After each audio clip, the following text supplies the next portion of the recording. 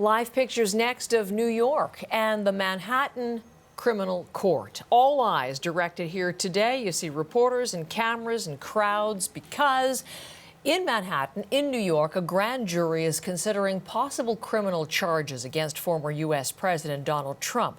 Trump said over the weekend in social media posts he expects to be arrested today, and he's urged his supporters to take to the streets in protest. Now, those protests have been muted so far, but there is concern they could escalate and quickly if an indictment comes. Magda Gabrisalassi is in Washington.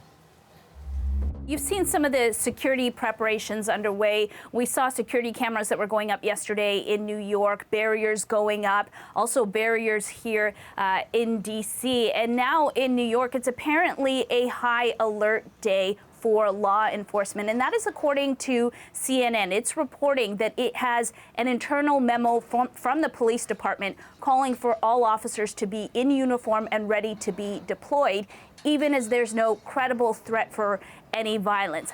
Meanwhile, yesterday, we did see a few protesters there in New York. There were a couple of people with signs calling for Trump's arrest. There were others there that were defending him. And this case really involves alleged hush money that was paid to adult film star Stormy Daniels. So right before the 2016 election, she said that she was paid $130,000 to keep quiet about an affair with Trump. Michael Cohen, who was then Trump's personal lawyer, said he paid the money and Trump paid him back. The money, though, is not the issue. The alleged crime is that the Trump organization falsely listed the payments as legal expenses. Now, Cohen, who spent time behind bars for his part in this, he has testified for the prosecution. Yesterday, though, Robert Costello, a longtime Trump ally and Cohen's former legal advisor, he testified, really calling Cohen's character into question and questioning his account as well. So meanwhile, this is, of course, just one of several investigations that Trump is facing. On that list, you have investigations into the January 6th Capitol attack, possible election interference, and then there's those classified documents that were found at his Florida home. So he posted this video reacting to all of those investigations. These four horrible, radical left Democrat investigations of your all-time favorite president, me, is just a continuation of the most disgusting witch hunt in the history of our country. So he has denied the affair. He denies that he did anything wrong, Heather.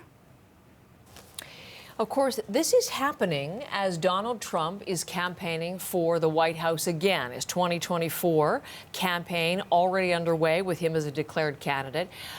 What is the broader impact on the campaign? Well, really, you are seeing Republicans rallying around him, even those who could be up against him to run for president. Meanwhile, the White House isn't commenting, saying this is an ongoing investigation. But take a listen to this academic that wrote a book about the traditional Democrats that voted for Trump in 2016. Here's what she thinks will happen if he is charged on this case versus some of the others. Trying to steal an election, trying to get election officials to lie or find votes, that's something most Americans can instantly understand as a problem.